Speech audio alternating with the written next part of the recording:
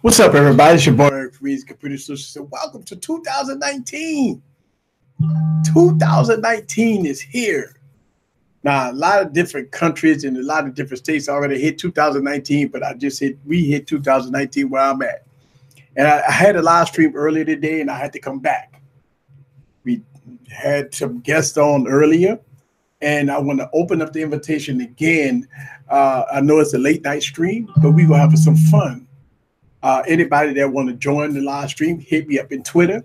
I invite you to the live stream. What's up with you? Happy New Year to Tech for Your Needs. What's up with you? It's 2019, man. We having some fun. We having some fun.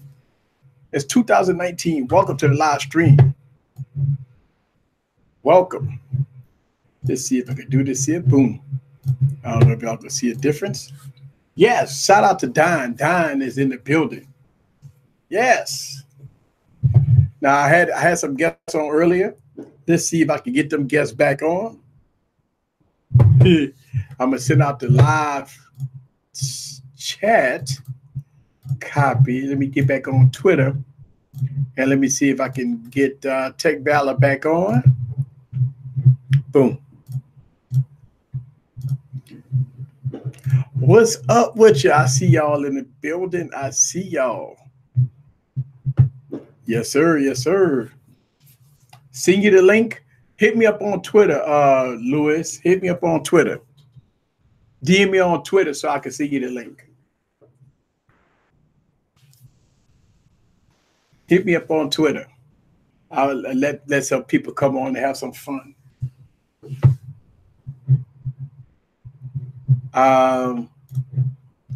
Let's see. I might already have you. Tech for Your Needs. There you go. Boom. All right. I sent you the link. I sent you the link. Happy New Year. Everybody's sending me all kinds of stuff. Yes. Yes, that's the link. I sent you the link, Lewis. Watching the film, 2019. Happy New Year. Yes, 2019 is here. Oh my God, boy! I tell you what, time is passing by. Lewis, I sent you the link. Come on, holler at me. So anybody that want to join the live stream, late night live stream, we'll probably be up. If you're up, go ahead on and hit me up. I'll see you the link. Yes. We having some fun. See if I can get some light on me. Ooh, there you go. Yes, having some fun. I know it's late night. I don't usually do this late night stream like this, but hey, Moto going to have a Moto X. Yeah, I hope so. Yeah, man, Motorola did their thing, man. Yeah, shoot. I hope Motorola bring in like an X5. Yeah, man. Shoot, I hope Motorola do their thing. Yeah, Motorola got to do their thing. Shoot, let Motorola bring a X5 in here as good as the X4.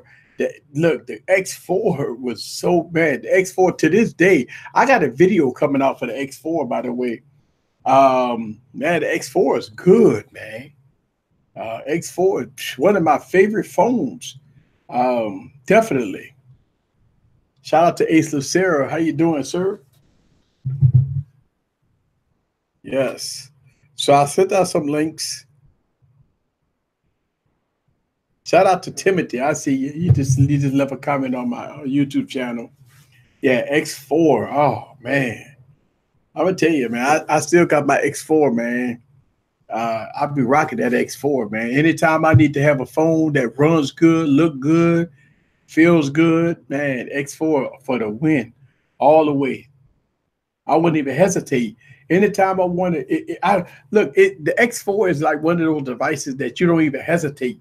You put your SIM card in it and you rock it with it. That's how good the X4 is. Cameras is good. Video, the video is good, but you're not going to get optical image stabilization on it or anything like that. But as far as still footage, you're going to get good. the video is good. You just got to it like I said, it don't have optical image stabilization, so you go run into problems with that phone. That's about it. Shout out to everybody that joined the stream. Yes, late night stream. Welcome to 2019. All right, so we was talking about the Galaxy S10. Look, man, I'm on the fence about this Galaxy S10 because no matter how much hype they put around it, the phone go cost $1,300. You can't sit up and tell me that these 845 processors with 8 and 10 and 12 gigs of RAM is not running great. So when it comes down to performance, it's gonna be. I mean, it's gonna be the same performance, man. A lot of people say, "Well, it's gonna be faster." Man, how fast do you want to go? A lot of phones is fast. I like the look of it, but I can't wait for the notes. Yeah, the note device is always king supreme, man. Um, yeah, the note always gonna be king supreme, Don. I mean, without a doubt, note always gonna be king supreme. Take this off. I don't have no guess. Yeah, shout out to Don, man. You the man. If y'all hear all the background noise, it's because people got they blowing it up right now. They got all kinds of fireworks going on right now and stuff like that. So people are enjoying themselves because it is New Year's. So yes, welcome to the new year. Welcome to the new year. I got so much stuff to review, man. We're gonna have some fun this year. We're gonna have a lot of fun. So and it's just nothing but fun.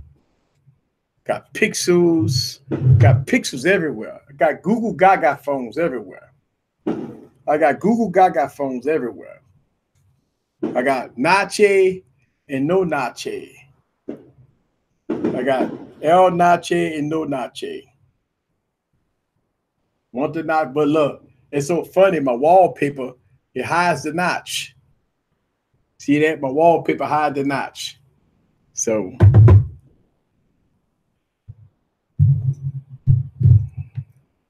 wallpaper hide the notch. All right. So yeah, let me get back into the S10, man. I don't know what y'all thoughts about the S10 because I mean, look, the phone coming out, without a doubt, the phone coming out. I mean, at the end of the day, Samsung gonna have to bring the thunder. You know, I mean, it is what it is, man. We got CES coming up next week.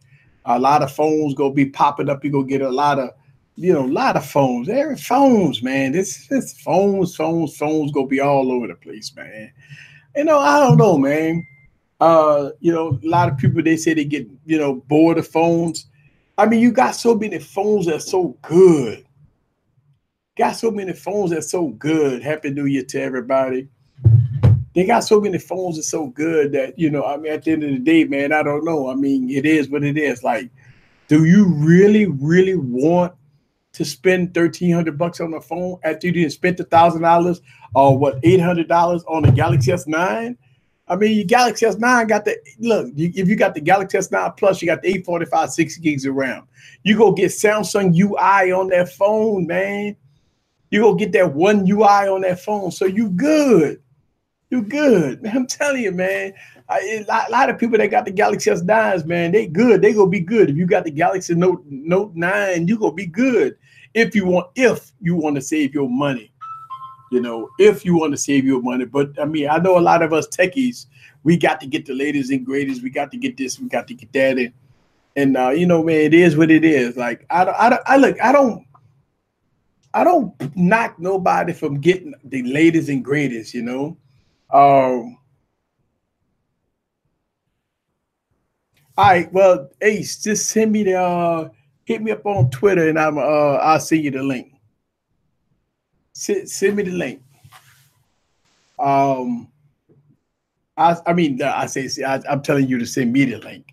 I will send you the link. Hit me up on Twitter. Hey, Kimmy. Happy New Year to you. Happy New Year to you, 10-minute tech. What's up, Thursday? Look, Wednesday night crew in the building. What's up, Kimmy? She rocking in the house all late at night, passive in the weave hours in the morning. All right. Yeah. So I mean, at the end of the day, I think that the Galaxy S10, that Samsung will have to definitely do something. They'll have to definitely bring something to the table. Let's see what it's all about, man. I ain't tripping. Drinking with the fam. This is the third New Year's stream I've been on. Yes, I've done New Year's streams 3 years in a row. The difference between this New Year's stream is that I just started early enough. I had said I was going to pass this year, but all the humbling videos and the comments that I got on Twitter and social media, people making YouTube videos, I had to do my live stream. Everyone's live streaming tonight. Yeah. Don't forget me, Easy. I would love to be a part of your live stream. It's 10-minute tech. If you're available, I'll put you on the live stream tonight. If you want to come on the live stream tonight, anybody, listen, it's an open invitation. Anybody want to come and holler at me tonight, come on, hit me up on Twitter, DM me on Twitter, and I will send you the link to this live stream. If you want to come on this live stream tonight, hit me up. Yes, everyone's live streaming. I'm quite sure everybody's live streaming. It's I know everybody live streaming. It is what it is. I actually went on YouTube and I seen a couple of people was live streaming. Let me see who's live streaming. I can tell you all live streaming right now. A lot of people live streaming.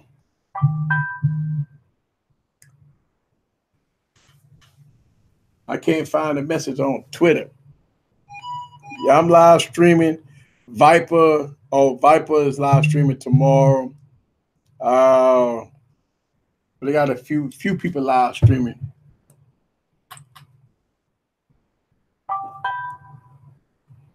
Let's see. Tech for your needs. He sent me a DM. I can't find the message thing on Twitter. I sent it. I sent in Discord. Y'all, let's see.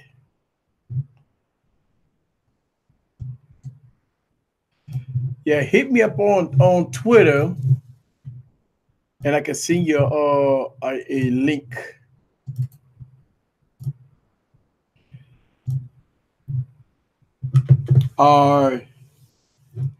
You hit me up on Discord. Yeah, I sent the link to your email address, Louis. Or hit me up on Twitter. I'll send you the link because I got my Twitter open right now. Let me see if I can find you, Ace.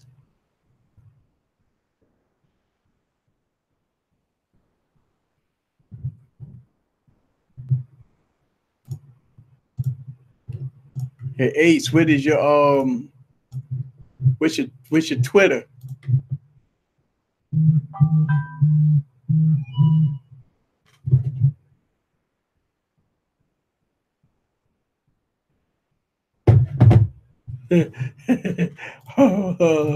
I'm not, I don't think I'm linked to the Discord here.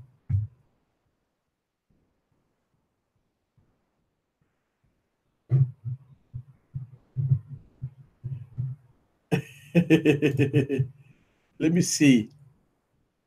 Oh yeah, I am linked on the. I am. I'm trying to get to you, Ace. Let's see, friends, Ace Pending.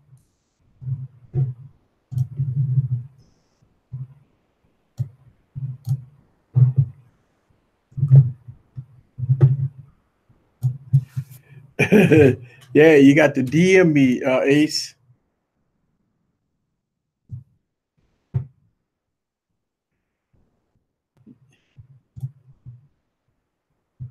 Okay. Ace Lucille Tech. All right, Ace. I'm about to hit you up on Twitter.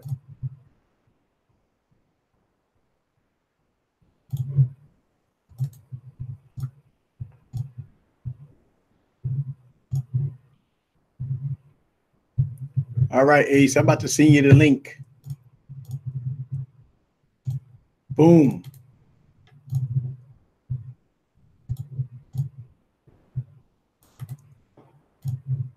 All right, so I'm trying to get some people on. I apologize that I'm silent, but I was trying to get some. I'm sending out some tweets out to people so they can join. Now I can't put the link on Discord, Ace, because that's a community Discord, and that goes out to everybody. So it got to be a private link. So it is what it is. I sent it to you. I sent it to you so you can see it, and you can come on and join in. I've got an open invitation for anybody that want to join the live stream. Just go on and hit me up on Twitter, and I will send you a link so you can join my live stream tonight, so we can bring in this new year together. But let me go ahead and talk about some more tech here. I'm anticipating on a lot of different things this year. I'm anticipating on what Motorola gonna do, because listen, Motorola have released a 5G phone already. The Z3, the Z3 with a motor mod is gonna be 5G compatible. So let's see what they're gonna do. Um, let's see what they're gonna do and go from there. All right, so I'm trying. Somebody sent me an email. Let me see if I can get into my email, and I can send people links. All right, Lewis, I got your email. I'm about to see if I'm gonna send it through you on the email, Lewis, so you can come on through. It's all good, man. We having some fun. Uh-oh. Did you send it? Did you send? I see. I just got something on the email. Good, man. We having some fun. Okay. No. I'm not seeing it, Bobby. Okay. No. I'm not seeing it, Bobby. Oh, you hit me on Twitter. There you go. I sent you the link again. Oh, Yo, what's link up, Easy? got to be working, I guess. All right. I see y'all guys in the stream. I sent you a new link. Oh, there go Ace. Oh, there you go. Hey, what's happening? Hey, I had to put my headphones on, man. I didn't know you had jumped on there. How you doing, sir? I'm doing good, man. Long time no see. Yeah, that's what I'm talking about, man. Look, I see you be in the build. Oh man, I like the little ride you got there. That's your overhead camera. Oh yeah, this is the overhead riser. I connect it like I connect everything like this. I put the camera on. Well, hold on, I put it backwards. Now I put this on here like this. I put the camera on here, and then I go to town. Oh, that's sweet, man. Yeah, man. This YouTube thing's a process, man. Yeah, that's what's up, man. That's what's up, man. Next level, man. That's the whole thing about growth, man. You got to grow, man. Hell yeah, man. Hell yeah. It's been a lot of fun. It's been a crazy journey. I've the ups and downs and all the drama that goes on YouTube. Holy cow. Well, here's the thing about YouTube. I talked about this earlier today. Is that I just wish that in 2019 the community could get a little stronger than we are, because man, just like I think about that, the smaller community is fighting so much, but the bigger YouTubers don't never fight. Like, the big YouTubers, they all good. They making money. They got all the subscribers. They got all the views. And us smaller YouTubers, we fighting for 10, 15 views. You know what I'm saying? And I don't understand that. It's like, it don't make no sense. Oh, it doesn't. And then when Google Plus closed down, I went over to Twitter to see how that would be. And the good thing with that is I've been able to connect with sponsors over at Twitter, so that's worked out for me. But the drama that's over at Twitter and the stuff that I see, it's something else. And you got a lot of smaller YouTubers, that are you can see what's going on with them. They're over there complaining about the drama, and then now some of them are wanting to like stop making tech review videos because they've gotten so mixed up in the drama that it's burned them out. Yeah, and it shouldn't be like that. And that's too bad, you know, because it's like, yeah, if they would focus more on their content instead of like, you know, yeah, the craziness, because it'll take a toll, and you know, I got mixed up in that this year a little bit, and you know what, I you know, because it almost felt like I lost track of like what I'm doing, you know, with my YouTube channel, because you know my goal is just to be the best, you know, tech reviewer I can be, and not only a tech reviewer, I want to, you know everything about Google that I can know, stuff like that, you know. Right. And I keep getting, like I said, I got an open invitation, and I'm trying to. Okay, so Lewis, I'm trying to get Lewis on. I'm trying to send him an email so he can come aboard. Let's see if I can get him on here. Let's see. Boom. Subject link. And let me see if I can, because he's trying to come on, and he said the link wasn't working. But you got on it with no problem, huh? Yes. Okay. I just had to. I don't know. All I did was tap on the link, and it went to my Hangouts, and that was it. Yeah. Yeah, that's how it's supposed to be. All right, so I sent them a link in the email. Hopefully that'll go through. I mean, look, here's the thing, man. In 2019, man, I just hope that, you know, that we could all just get along. And I mean, look, I think one of the things that frustrates a lot of tech reviewers is that you drop a video, you don't get the views that you think you ought to get, and stuff like that. And I don't think it needs to be like that. Hey, Lewis, you upside down, buddy? I don't know. I'm trying. I'm in my phone. Okay. Just turn your, if you turn your phone the other way, you good. Yeah. Yep. Oh, there it is. Yep. Okay. You know what happened?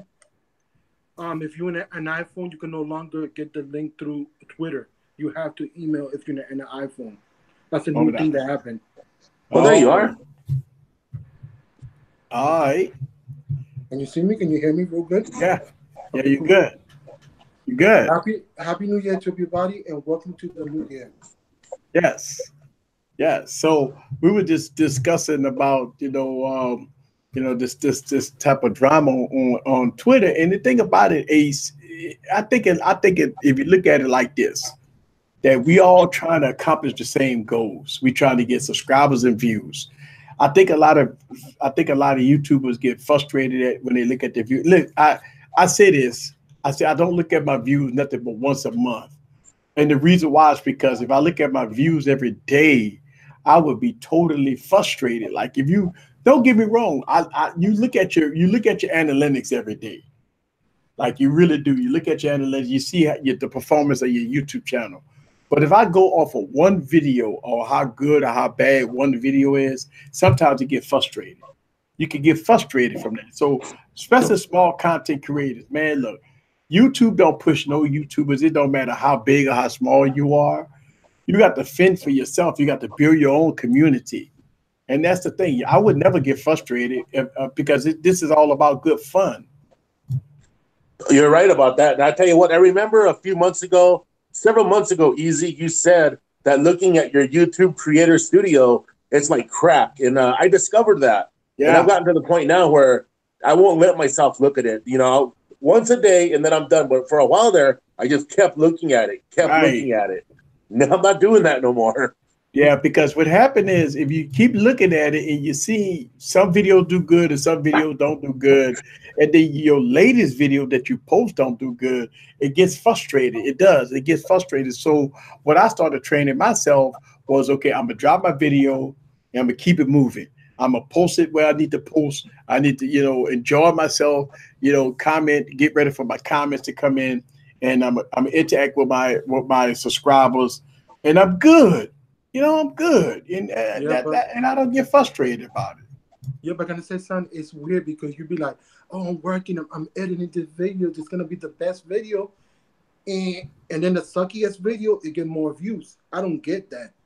I don't know if you noticed that some of the Well, weakest videos well, be like well. skyrocket. But here's the thing: it might suck to you, but it may not suck to nobody else. That's the whole thing. Things that might you when you say your suckiest video, it's because you might say, okay, the video that I didn't do that great on, like you feel that you didn't look. I got so many. Look, I'm gonna give you a prime example. The HTC video I dropped. I dropped that HTC video. First, I didn't feel confident with that video. And boom, that video does so good. It's because even though you might not like it, you might don't think that is a good video per se. But when the viewers see it, they say that's the best video you ever had. You know? Yep. Can I ask you a question? Anybody got resolution for the channel? Do you believe in that? Believe in what? Resolution for your channel, like Oh goals and yeah, everything. I think most YouTubers got a resolution for the channel. I mean, Ace, what you got any resolutions for your channel? I do. New Year's resolution. Well, okay. As y'all notice, I make a lot of videos, and honestly, it's something I love doing. And sometimes I tell myself that I want to. All right, I need to chill a little bit. Maybe just do a couple. Maybe instead of downloading 10 or 20 videos a week, maybe just do. Long story short, I want to tell you all the truth. I want to die with my foot on the gas, so I want to keep pushing hard. I want to keep having fun. But one of my main things I want to do this year is I want to really really stay out of the drama, and it's hard for me because I'm a fixer. I want to be able to help people, and then I want to stay out of the drama as best I can, and really really focus on on the Android, on the Android stuff, and just stay focused on that. Yeah. For me, I'm coming back to my channel. I already smacked myself a couple of times. So I'm uploading 2 videos a week. And the goal that I started, I'm already Adobe Premiere Cloud subscription service. And I'm studying through Skillshare to better my skills for that. Because I left everything behind. I said the past is the fast. I'm coming strong. You know why? Because I remember one time I was talking to Aaron, and Aaron said, "You're good. You're improving. Never give up." And I looked at myself the other day and I was thinking about our conversation. And then we have personally, because we got each our number. And I said, damn, I've been doing content creation since I was in high school, 3 years of TV production. Why I'm not, owning up to myself? Because I just don't like this. I adore. And I also starting a new series on my channel that is called YouTube Branding 101. I'm going to teach people how to brand their channel to market themselves better for a better position, for a better tomorrow. That's my Yeah. goal. You know what? And you know what? That's good. So shout out to Louisiana Hot Boy in the building. Shout out to Louisiana in the building. Also, shout out to POW1. What's up with you? Happy New Year to you. Look, and again, I got an open invitation for anybody that want to come on the stream to say hello or whatever. Hit me up on Twitter, DM me. I'm gonna let you on my stream live tonight. So just putting that out there again. One of my goals of 2019 is to stand fast and stay focused on the average consumer, have fun, have the dedication to keep striving forward. That's the whole thing. Look, you can't let the YouTube algorithm get to you, man, because we can't win. We cannot win that battle. Some battles you can't win. The YouTube algorithm, you can't win that battle. It don't look. A lot of people talk about tags and all that stuff. Man, listen, I pay TubeBuddy every month for tags, and that doesn't work. Trust me, man. I pay you. The only reason why I use TubeBuddy because it's easy to put tags in. But as far as putting your channel upper and making more views and all that with tags and all that, man, that to me, I haven't seen no difference, and I pay them every month. You see what I'm saying? So I look at a lot of different entities that I pay for that doesn't help. Like every time I post a video, it doesn't help so I look at it like all that to me is a waste of money because the algorithm is the algorithm. You can't win. It don't matter how much money you pay. You know what I'm saying? At the end of the day, you can't win. First of all, you don't. I don't understand why people buy views and subscribers. That to me is mind blowing. Why would you buy fake subscribers? Because YouTube will delete them. So it's like money waste, and you will buy views knowing YouTube will delete them. So I don't understand. Listen, buying views and subscribers is totally mind blowing to me, because you buy them and they delete them. That's the whole. It's crazy. Like it doesn't. I don't understand. But can I say something? Some people was getting frustrated because of the purge. There was close to 1,000, 100,000, and the purge kicked them back. They were like, "Oh, I lost 40 subscribers, 100 subscribers, so I'm now back to 900 or whatever, 80,000 or whatever it is." They was getting frustrated because the purge was kicking. But I'd rather have a true subscriber and help them, like you said, for your average consumer. That's what I like what Ace doing with their video, talking about different aspects of the phone, messaging and stuff like that. That's good that you're doing that, brother, because you're teaching your average consumer every part of the phone and every aspect in every area. Not everybody knows. Yes, people knows the basic of just texting, but the other parts of the phone is good because they may know LG, but they don't know how Samsung run. So if you go through the manuals, that's a good idea. They're called tips and tricks for the beginners of any smartphone. Yeah. Yeah. I mean, look, I look at it like this, and going forward, man, here's the thing. I think us content creators need to take a breath. We post our videos, we interact with our viewers, and we good. I think what happens a lot is that when we get to the point where you drop a video, you get a few hundred views, or you don't get a few hundred views on it, people get upset about it. And listen, man, I do understand that I mean, it's frustrating. I've learned over the years of YouTube, man, I've dropped my best videos, man, and I might have got 20 views on it.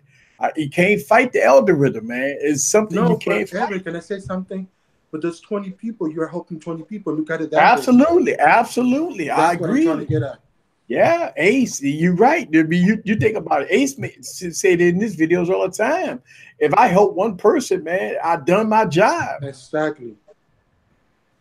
No, that's 100% correct. I've gotten to that point as well, because I've noticed in my comments, I have like the usual people, and, they come to me with questions, and, not only do I answer the question, I'll make a video about whatever they ask, and, I'll go through the phone, and that's another thing. That's another part why I like this high-rise thing I have here. That way I can actually, do better phone tutorials and help people like that. So that's my main thing right there. And I'm in a pretty comfortable spot for myself. I never thought I'd be at 2,300 subs to begin with. I remember when I was at 20 subs, okay? So I'm very happy where I'm at, and I'm grateful for it, and I want to keep pushing forward. Yeah. And you know what? And that's the thing. When you reach your milestone, you do feel proud about it. Because somebody actually hit the subscribe button. And a lot of people think subscribers is easy to get. A lot of people right now is picky. People don't subscribe to your channel. Listen, I got over 7 million views with 27,000 subscribers. That means people are picky. They don't want to subscribe unless they love your content. You listen, not everybody that watches YouTube videos is that. I watch videos all the time. I might listen if I want to watch it. I could watch a video on how to fix a TV, right? If I forgot the inputs of the TV, I might watch a video of it, but I'm not gonna subscribe. You see what I'm saying? So a lot of people, you see what I'm saying? I might watch a video on where to find. Listen, I got a Buick truck, right? I did not know that my battery was underneath the passenger seat. I didn't know that. So I watched a YouTube video to find out where my battery was. But I'm not going to subscribe to that channel. You see what I'm saying? I'm not going to subscribe to a channel because I'm going to watch a video one time to find out where the battery was in my Buick truck. And once I watch that video, I'm good. So you have that a lot. You might have a lot of people that watch your content, but they're just watching it for that one video, maybe that one tutorial, maybe that one tips and tricks. That's it. and they don't want subscribing. And trust me, you don't want that subscriber. And the reason why is because they would never watch your content again. That's the whole thing. It's all about views, folks. It's not about subscribers. It's a view. Oh, that's exactly right. Yeah, Easy. I wanted to piggyback on something you were talking about earlier with the Samsung Galaxy S10. Yeah. Go ahead. We were talking about, the price of the device, and I've seen different prices for the most expensive one. And I just made a video earlier this evening about the S9 Plus. And the thing is, it's fixing to have the Android One UI or Android 9 on it. Right. So, these phones have gotten better and better, over the years. So, it's getting progressively harder to upsell people. And even if you have an S8 Plus, in March, the S8 Plus is going to be getting the Android One UI. So, I mean, people are, come on, like we're in a government shutdown right now. There's some people going without their paychecks. So, people, and the economy is kind of funny. So, people just ain't going out there and dropping that kind of cash. They might be making payments, but still, the payment for that phone is going to be easily $30 to $50 a month. And that's something to consider right there. And you know what, Ace, you bring in a good point. The A45 6 gigs of RAM on the Galaxy S9 is so great, especially when it's going to get a Samsung UI. I mean, wow. I mean, it's going to be a very hard sell for Samsung. As good as the S9 is for the S10, and the only thing going to change is the design and the chipset. So you're going to get the A55 versus the A45, but the A45 is already good. So and what's funny about that, you mentioned the design. I'm sure a lot of people see my videos where I flipped out about the notch with the Pixel 3 XL. Well, anyway, so now we go from a notch to a hole in the display, and the hole in the display for me is distracting. So Here we go. So I go from the notch, and now we have to deal with the hole in the display. Yeah. And you know what? Go ahead. The question is, do we need bezel-less phones? I mean, do we need bezel-less phone? No, we don't. They're creating a market that we don't need. They're saying, oh, an old screen is beautiful and everything, but then if you don't have the technology to put inside the glass, the camera, all that, not there yet. So, I mean, I'm not asking for that. I'm just asking for small bezels, top and bottom, and I'm fine with that, as long as the phone give me what I want. You know what I mean? Well, you know what? The next iteration is bezel-less. Here's the thing: you got phones that got sliders and stuff like that, right? Yeah, you got phones with sliders. They thicker. Well, thicker is fine. I never did understand why we going with thin phones anyway. So thicker is not bad for a thick phone. You see what I'm saying? I don't have no problem with a thick phone. My problem is that even though we go with a bezel-less phone, right? Give us something else besides a bezel-less phone and then swiping up to get to the cameras. I think that's going to be too tedious for a lot of people. That if you want to open up your phone, you got to pull it up so you can do your facial recognition and pull it down. I mean, I don't know, man. I'm not digging this. Pop it up and pop it down every time you need to use the camera, and every time you got to unlock the phone, you got to pop it up and pop it down. I don't know. I just think that you cause it too much something to do in order to open the phone, too much to do to open the camera. You got too much things going on just to open the phone. I don't know. Yeah, the process is not easier. It's just more steps to get to. Yeah. Are you guys talking about the swipe, the gestures on Android Pie? No, we're talking about these new phones, the bezel-less phones like the Mi Mix 3 and the Vivo Nex and all that with you got the slider phones, you got the slide up to get to the cameras. Yeah. yeah. I wasn't really digging that. Whenever I seen some videos on that, I was like, well, it's not really my thing. And yeah. But you know what I'm seeing with the market is getting good, like y'all said, guys, and it's plateauing. So besides foldable phones, what else can you do? It's going to be virtual assistant, because you're not gonna really touch the phone. Look at if you got a smartwatch, for example, if you got a smartwatch, you could talk to it and it'll do everything for you. You could turn lights, or the phone could do all that too. But the point of all this, we're getting to an age that everything's plateauing and the market's gonna get stale because everything's good. Even the $2 phone is gonna be excellent depending on the type of person you are. So where the technology go? Well, the second thing they need to work is on battery. Well, here's the thing. I just like Mr. Commerce said in the comments, Samsung is going to say the 855 and 5G. That's going to be the selling point. Selling point is 5G in 2019. That's what they're going to say. It got to cost a lot. Shout out to Forbes Tech Review. I got an open invitation. Anybody that want to come on this stream, hit me on Twitter, DM me on Twitter. I will send you a link. So I got an open invitation on Twitter. If y'all want to come on here, just hit me up in the comments and send me a DM, and I will hit you in the comments with a link if you want to come on. We're gonna say something about 5G. 2015 is not true 5G. It's the first stages, so we're gonna be guinea pigs because it's the first generation of that technology. So therefore, it's gonna get developed, but it's not 100% for the year, So therefore, it's gonna be like 4G. But with 4G plus, you know what I mean? So well, in 2020 it's gonna be better. Yeah, here's my problem about 4G LTE. You'll see 4G LTE on your phone, and you'll be getting 20 megs, 30 megs. You go see 5G on your phone, and you gonna be getting 30 megs, 40 megs. See, that's the whole thing. I think the 5G is not there yet because they haven't even fixed 4G LTE yet. That's the whole thing, man. 4G, I haven't seen like 50 and 60. A lot of people, I see people post on Twitter and stuff that they get 120 megs and all that stuff.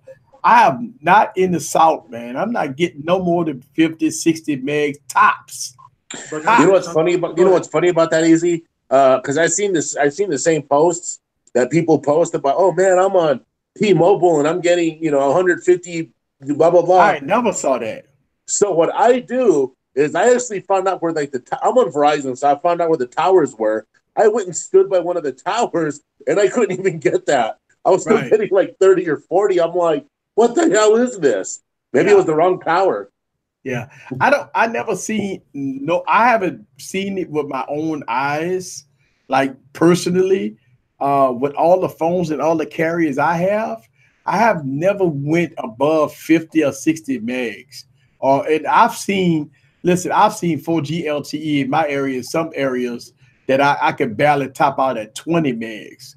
So that's a 4G LTE, and it's a 4G LTE, and I'm getting like 20 megs, 25 megs. So when I see this 5G and all this stuff like that, I mean, how fast am I going to go with 5G? Because I'm telling you, 4G LTE down in the South, I'm not getting nothing. Yeah, but can I say something about 5G? 5G is not only for the speed of the phone. 5G is more because I was reading different article and it's going to different like for cars in different areas. So 5G is going to be a big thing. It's just not going to be all focused on mobile. It's going to be focused on other areas. So the technology is going to be amazing. It's just not going to be like 4G LTE long-term revolution. It's going to be different. It's going to go to different markets, hospitals, and stuff like that. That's my research that I'm doing on 5G. Yeah. Shout out to everybody that just joined the stream. Don, Perry, BVZXA3. I can't never pronounce your name. LBU is back in the building. Sean is in the building. There's information saying that 5G is going to be a bigger health risk. Well, that's what I've been hearing as well. Here we go, be cancerous all over the place. Oh yeah, so because the penetration shout out to the bird box. We're gonna have the bird box coming in 5G. That's right. We got the bird box. You know what's wrong with the 5G? The penetration is not strong. So they got to put more towers. So that's the problem they're having right now. That's what I've read from different articles. So by putting too many towers in one area to get penetration, it's scary because it could cause a fire hazard, different stuff. Penetration to people, health issues. It's not safe to have all that technology in one area just to get a good connection through the building and walls. Right. Well, I mean, look, here's my thing. If they could even fix LT, 4G LTE got to get fixed first. That's my whole thing. If they could even fix 4G LTE, I could be fine with that. But I mean, I know 5G is coming, so I mean, I don't know. And that's true, you know, because I mean, it's taking them this long to get 4G LTE to work. So now here we go. Now we got 5G. How long is it going to take them to get that? I just 10 look. years. I'm happy if I can get. I'd be really happy if I could just get 130 or 100, 130, and I'd be happy with that. You know. Yeah, that's wishful thinking. Like I said, I haven't never seen above like 50 or 60 megs on no carrier in the South. I No, not at mean, all. no carrier in the South. So I don't know. Mike, I have another question for you, Easy. Like, we've seen these phones, like the OnePlus T McLaren, come out, and it has 10 gigs of RAM on it. And I had that phone for a little while. I sent it back. I was not happy with it because it didn't fit the way that I use the phone. It's not that it was a bad phone, but it's just, you know, what I wanted to mention is I'm starting to feel like they're using RAM as a gimmick to sell phones. Well, here's the thing. Now, OnePlus is doing something different. Now, I would agree with you to a certain extent. They are using specs to sell phones, but in OnePlus case, in other OEMs, especially with this phone that's coming out with 12 gigs of RAM in it, what they're doing is they're allocating the RAM to other resources, like for buffering purposes. And we talked about this on the last stream a little bit. So even though Android doesn't utilize all the resources of RAM, I think what OnePlus doing, and they talked about this in one of their live streams, one of their keynote addresses, is I believe they're taking they're allocating the RAM towards the operating system so it can make apps move faster, and as far as gaming and buffering and stuff like that, app opening and stuff like that. So they're going to utilize the RAM just like in a computer. Like if you got like a computer with 4 gigs of RAM, you could actually use your hard drive. We call it page system or something like that, a virtual RAM or whatever, that you could allocate it to virtual RAM to have your system see more RAM than it actually have, so it will run better and faster. Well, not faster, but it can utilize a part of the hard drive for RAM purposes. So I think that's what some of the things OnePlus doing. Now, shout out to Bruce. Bruce, I see you in the building. Is that like you're trying to say like a partition? Yeah. So, in PCs, you could take page files or virtual RAM, and you can allocate your hard drive and take a few gigs of your hard drive and allocate it to RAM, especially if you have a low RAM count on your computer to run efficient and help out with some issues that you may have, congestion with RAM issues and stuff like that on your PC. Now, I think the smartphone industry is doing that too. I think OnePlus is doing that because there's no way you go. I mean, it's not for keeping apps in RAM and all that. I don't buy that too much, but I think I think when we get into 12 gigs of RAM, they'll have to utilize the RAM in so many different purposes. And it may be because, I mean, here's the thing. My question is to OEM that's going to put 12 gigs of RAM in a phone, but don't utilize it. Is that to me don't make sense. So they have to utilize some parts of RAM allocation towards the operating system, and it has some RAM available if for high-end usage. Just say if you're doing PowerPoint presentation, or if you're doing a Excel spreadsheet, or if you're doing something that's high intensive, not talking about like a game or something. I'm talking about something that's very RAM resource intensive, like if you're running cloud operating systems and stuff like that. Maybe it definitely going to take a lot of RAM to use to do that. So, can I give you an example to see if I get it correct? So you're trying to say they got 10 gigs of RAM, but only they're gonna use some of them when you use certain apps to make the app to work better when the app is RAM intensive management. Yeah. For example, when you do like a PowerPoint or you're doing something just for the particular moment in time, that help you. That's what you're trying to say? Yes, yes. So what that does is just say if you just say you do using Splash Top for computing. So if you use a Splash Top and you running Windows 10 in the cloud, just say if you run the Windows 10 in the cloud, if you're using a VPN, if you use a VPN and you're using Windows 10 in the cloud, well, obviously it's going to use a lot of resources, especially if you need to do some high-end resources. So I think with the power of the 845 and 855 plus all the RAM that you have, you run into a lot smoother experience. Now you couldn't listen. You try to run, Windows 10 cloud services on a phone that's got 3 gigs of RAM. It's virtually impossible to do. I mean, it's going to definitely stutter.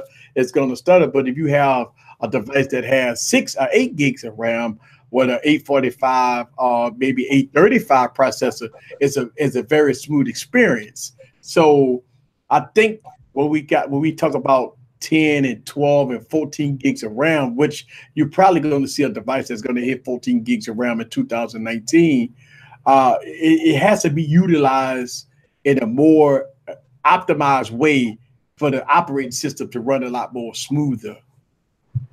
Yeah, that's true. That's true. And then and here I am sitting here with the Pixel 3 XL with what, 4 gigs of RAM? Yeah.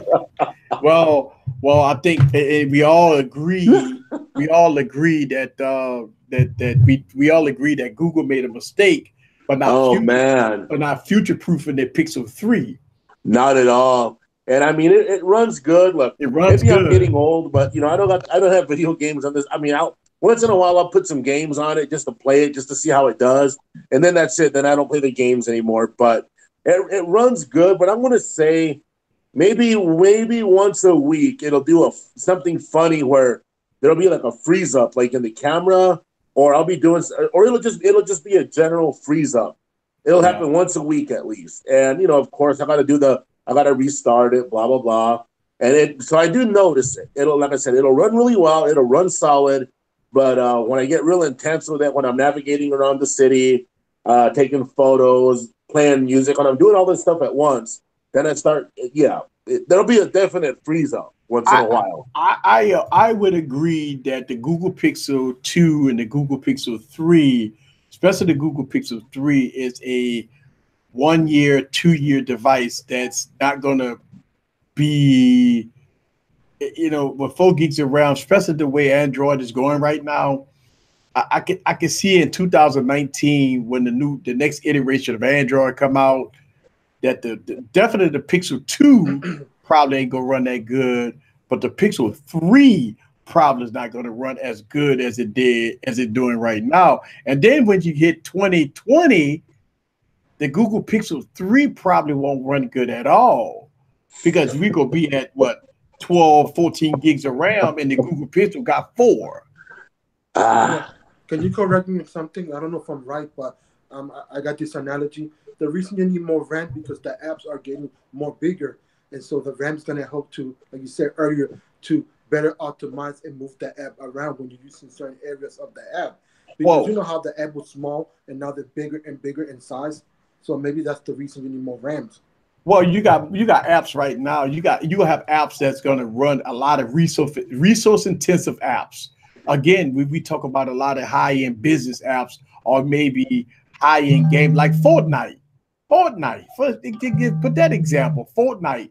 Those type of games takes a lot of power and a lot of RAM. I mean, if you go to a gaming computer, right? Why you think people with gaming computers, they got 32 gigs of RAM, they got cooling systems, they got i7 processors, they got all this other. And the reason why is because when you get into high intensive gaming, and the way they're doing gaming now on mobile, because they want to give you more graphics, they want to have a lot of stuff running in the background. It takes a lot of RAM, it takes a lot of horsepower, a lot of power.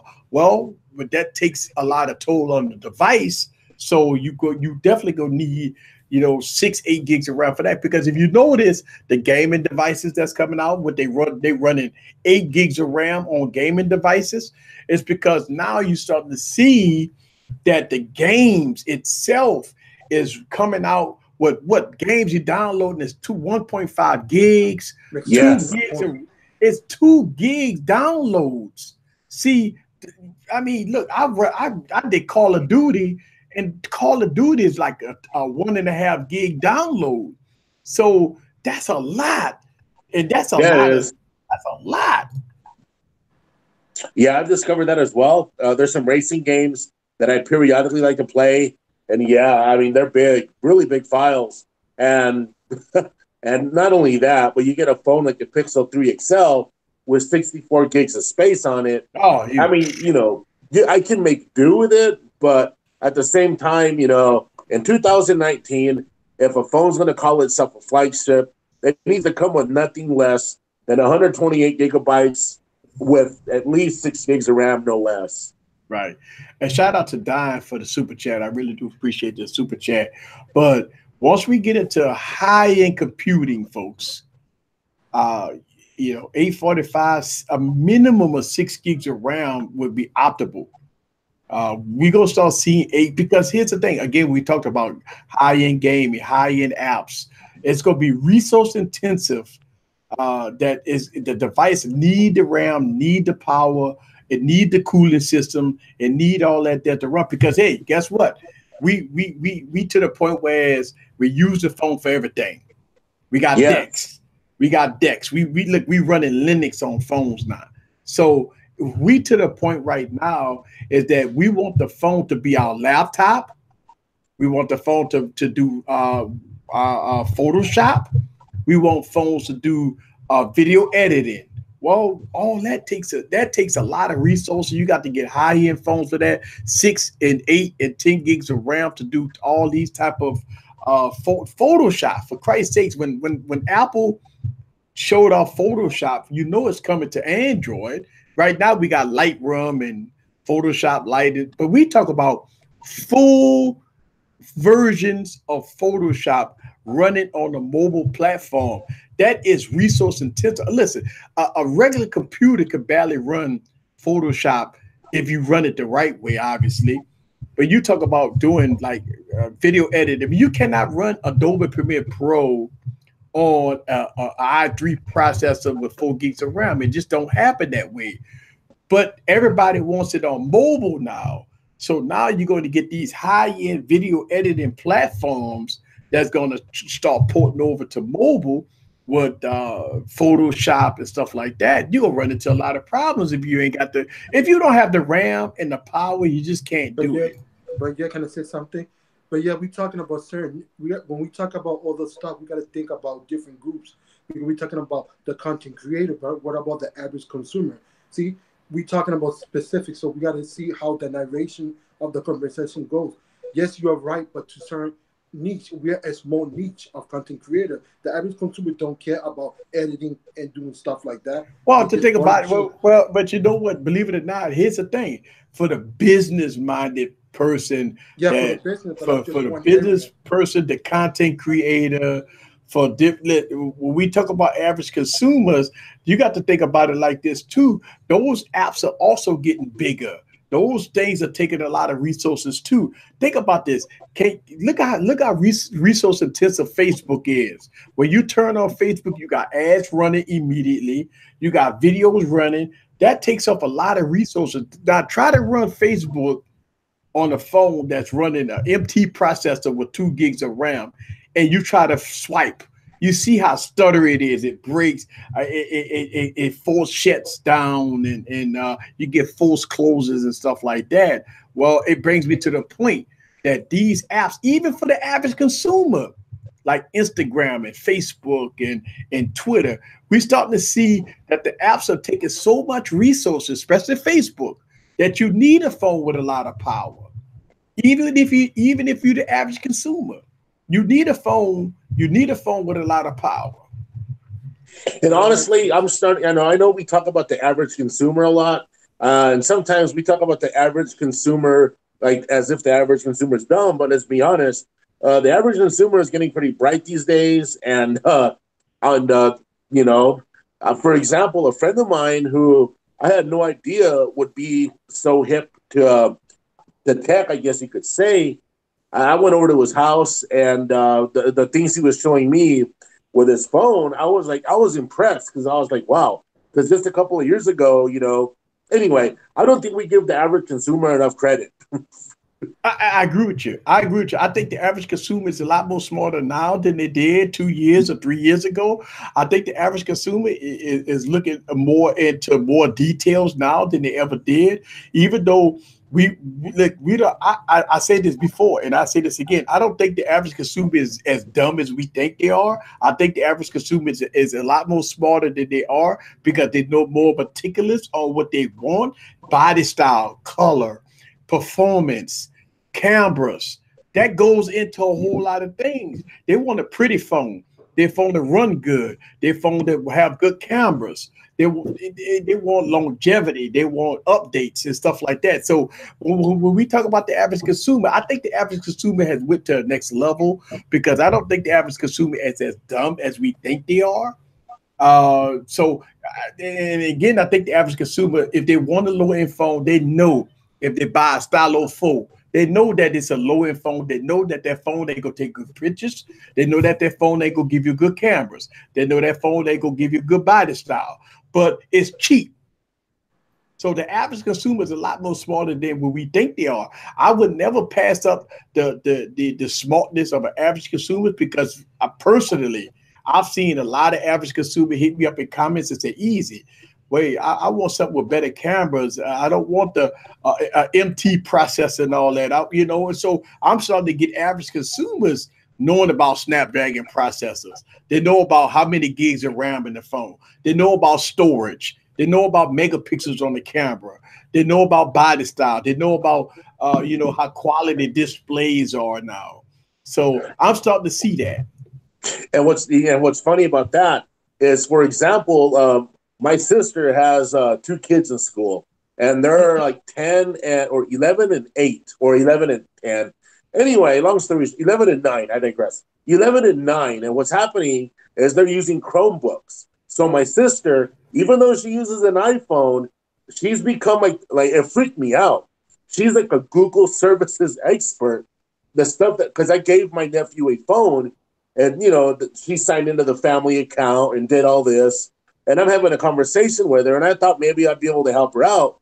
Well, she was teaching me stuff, and I was like, "Oh my God, this is crazy." Yeah. Hey, KB make a good point. The average consumer is a lot more smarter because most of them only purchase a phone maybe once or twice a year now. So they're looking at the purchase something that's going to run good. And you know what? Here's the thing: when you spending $1,000 on a phone, goes back to the average consumer point. When you spending $1,000 on the phone, it don't matter if you break it into device payment plans. You paying $40-$50 a month on this phone. You want the best of the best. So if you buying a iPhone XR or iPhone XS Max and all that stuff, and you paying $40-$50 a month, you want to make sure that that's the best of the best. And that's the thing. So when we see $1,000 phones, the average consumer want to know a lot more before they drop $1,000 on a phone. You know what's funny about that? I didn't think of it from that angle. You're right. So whenever you force someone it's one thing to spend $300 or to spend $10 a month on something, but when you force the consumer to spend $1,200, even if you're breaking it up in payments, it makes people say, "Hey, wait a minute, what am I paying for, and what am I getting?" Right, and I agree with you. Yeah, I mean, if you don't mind, I would like to change the topic a little bit. What you think about smartphone? I mean, not smartphones, smart watches nowadays, because it's becoming more mainstream. Well, I mean, the smartwatch is a companion to your phone. So what a smartwatch is that it's all about staying fit, exercising, reading your text messages, maybe answer a few phone calls, putting your earphones in, and you pair it up to your watch as far as doing a good workout. The smartwatch will never be no more than a companion to your phone. Yeah, but the reason I'm asking because it has saved lives already. So like the EKG and all that, I mean, I was able to call 911, save my mother's life. See, they got a lot of benefits. So I'm not discounting them. I know they're still part of the phone, but the benefit they offer and for what they're offering, I think it's a plus, in my opinion. Well, yeah, I mean, look, the smartwatch is designed for, that's why you got all these fitness features and the heart rate monitors and all that stuff. Because I mean, look, let's be honest here. In the United States, or even on the planet Earth, we eat bad. We don't exercise. We That's don't drink me. right. So we obese. Cancer is widespread. It's listen, the health issues that we have right now is astronomical. So what these companion devices like this is designed to do, to get us to eat right, to get us fit, to check our heart rate, the EKG and all that stuff like that. This is what these devices is for. It's, look, every now and then when I have my Apple Watch on, it buzz, it makes you stand up, it makes Yep. you move I got around. mine right here. Right. It makes you stand up. It makes you move around. So that's what it's for. I think the human race is digging a grave for ourselves because we don't eat right. We don't eat plant-based diets. We eat pork. We eat meat. We eat the bad stuff. We put too much sodium in our diets. We eat too much sweets. We eat the wrong thing. We drink too much cold drinks and stuff like that. We got liquor. It's too much things. So what the smartwatch, to me, what it's for, to get us to combat some of those issues, because I mean we going downhill as a human race because our life expectancy is going down. I mean, you're not living past 50 and 60 no more, like they used to do 100 years ago. Things have changed. And I think for us consumers, humans, we need to change our diet. We need to change everything that we do about ourselves if we want to live long. I told you, honestly, this is the best thing that I ever waste my money. I know it's not the four, it's the three that's already paid off. But the thing is, it forced me to change my walking. I'm walking more because I want to close the fitness ring, and therefore it's getting me motivated. Yes, I'm overweight, I'm obese, I know it, but the point is that it's giving me a wake up call. So by seeing those rings every day, I get anxious. I want to close. I want to do my best. I want to try. So therefore, it's propelling me to the next level of fitness. It's not how much weight I lose. It's not how the scale look. It's just one size healthier, and this is making it possible. And that's why I wanted to talk about the watch industry, fitness in that area because it does help. It also depends on you, but it's been helping me a lot, and I Yeah, do I mean, recommend anybody to get it. oh, I listen. I made videos. I made videos about health and fitness. I make videos. I mean, the last video I made about health and fitness about a few months ago, I'm in a park running, making videos, and because I wanted to lose weight myself, I wanted to get myself fit. So that's why I do these, you know, weight videos because I believe that I can't. I'm a victim. I'm the one that need to lose weight. I'm the one that need to change my diet and stuff like that. So I'm with you on that, man. These watches, they really do nag you a little bit as far as make you stand up and breathe and all that stuff. Because I mean, the Apple Watch does that, make you breathe, and it does good things to try to get you fit. Yeah, I was going to say, I recently over the holidays, and I'm not using the holidays as an excuse, but I gained some damn weight again. And it's funny, for a while there, easy. I was exercising a lot, like on for Wine Wednesday, for example. I going for a walk. I'd have my S Health app. I'd have the headphones in, listening to Wine Wednesday, going for a walk and all that stuff. So I need to get back on the ball of that. But the thing is, this technology, if you ask me, the technology we have now makes it easier for us to get in shape because not only do we have like all these fitness apps, but you go on YouTube and if you want to get healthy, there's a ton of people on there, talking about, hey, here's what you can do, and you can get motivation from these fitness people.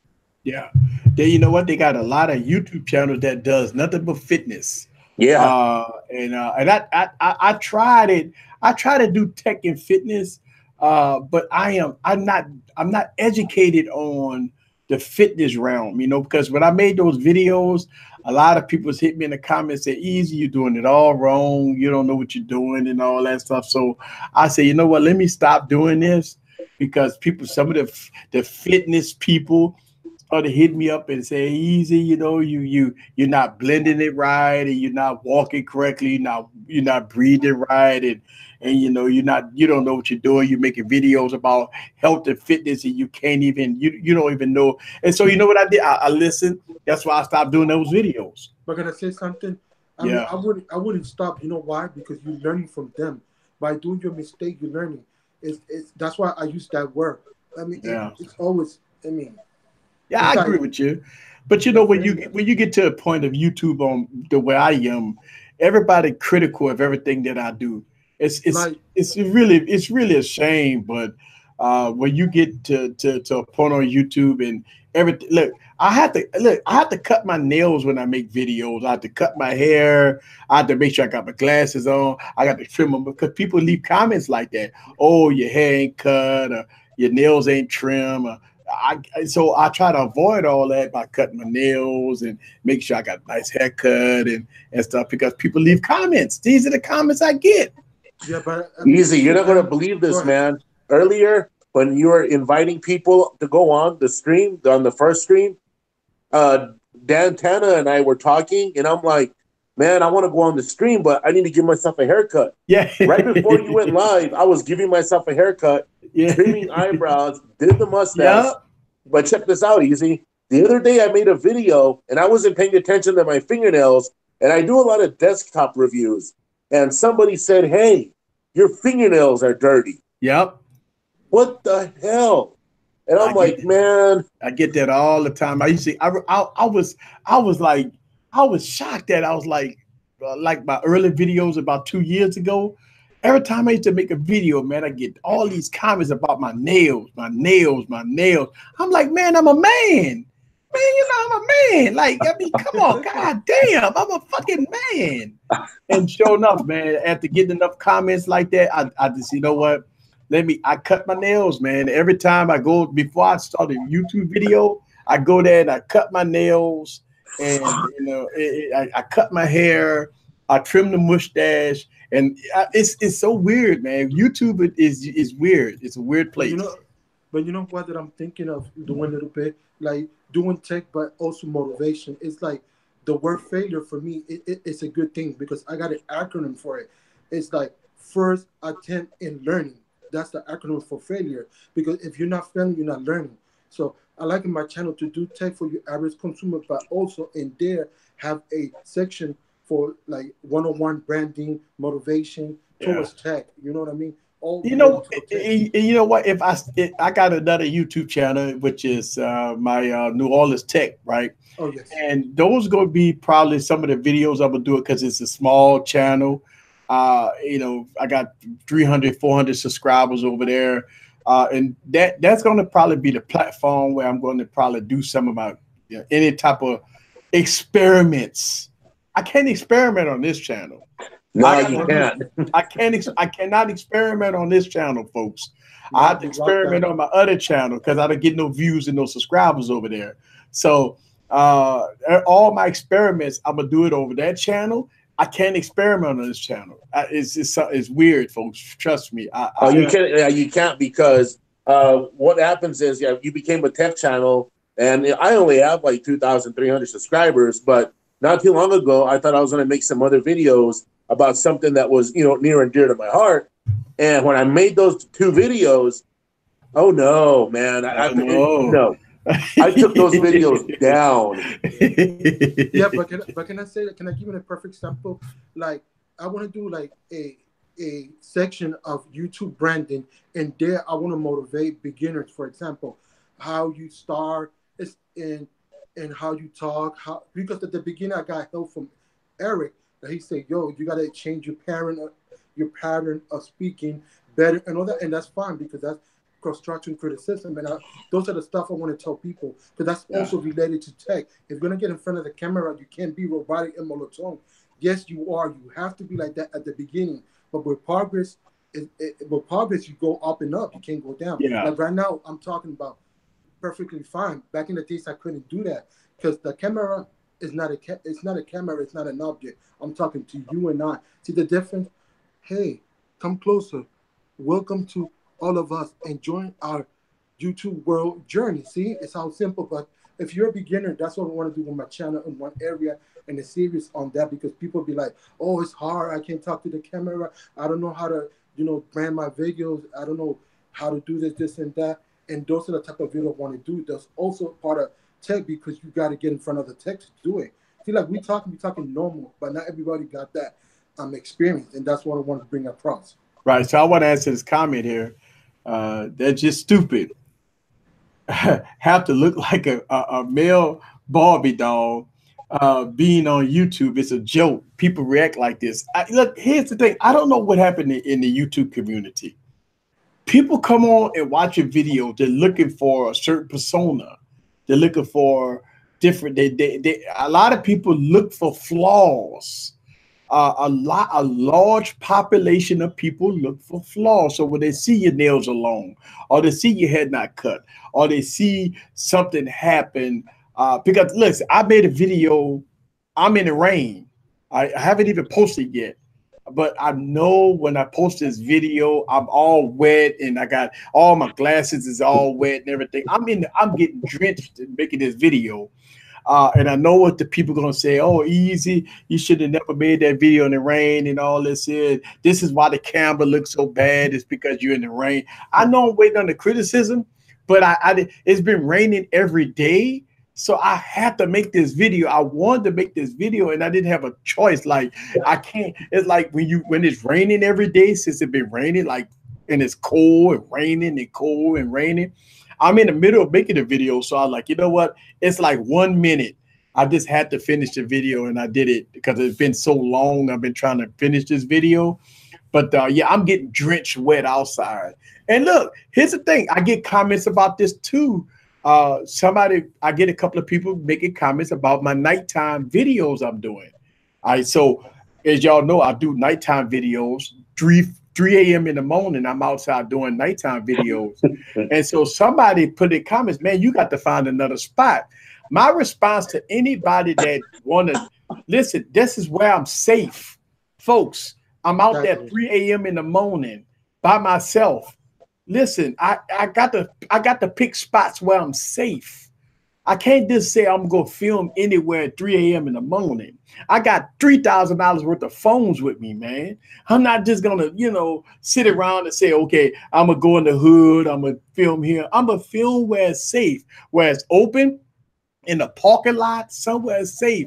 So people hit me in the comments asking me I need to start changing locations. I'm saying to myself, hey, listen, pay for a police escort or something, because I'm not changing my location. I'm safe right here. Yeah, I feel you, because they're getting tired of repetition, but your safety comes first. I get it. Easy, man. So anyway, after I was watching your videos of you in the park, right? So here's what happened to me. So after I seen you making videos in the park, I got a park right over there. So I started going to the park and I started making videos. Well, I thought I made a great video about I forgot what phone it was. It might have been the Moto G6. Anyway. So I'm walking, right? I walk over a bridge, and then I walk up some stairs, and I'm walking. Well, I guess I'm breathing hard, okay? Well, anyway, someone in the comments said, hey, you're breathing hard. Like, God bless, man. What the hell are you people watching? But yeah, you know what? Anyway, so I got hounded for breathing hard, and anyway. But yeah, I try to change up my vendors. I try to change up my sceneries. But I do different phones. So I look at it that I'm doing different phones, the scenery. I'm out there at 3 a.m. in the morning, for Christ's sakes, right? The reason why I choose 2 and 3 a.m. in the morning, because there's nobody out there. All the places are closed. It's like it's nothing out there. I got an opportunity to spend an hour, 2 hours out there to film real quick and go home. But I mean, either that or I don't do camera reviews. See, that's the whole thing. People want camera reviews, but they don't want certain aspects of the camera review that you want that they don't want you to do it. It's weird, man. Yeah, it is. Yes, it is. And you know, it's funny because like I've noticed that you really you find stuff wrong with stuff, and that's good. And like whenever you did that one thing a while back, well, actually almost a year ago, you discovered something with the S8 Plus 1080 something. There was no focus on the phone, so that's when I went out to see. Well, let me see if this is right, and sure enough, it was right. So I don't know what the hell people want. Sometimes I feel that people are wanting you to show the best side of their device, and Yeah. whenever you start pointing out these things, they're like, "Oh man, they don't like it." Like with the Pixel 3, I still don't think the audio is any good for recording video. I mean, it's okay, but it's not on par, if you ask me. But you know what's the main point? People want to get validation, valid. Oh, my purchase was good. So if you point something bad about their phone, they'll be like, "Oh, I spent too much money. Why this is bad?" So they're gonna, attack back. So it's validation. Well, the biggest problem I was doing was it was so funny.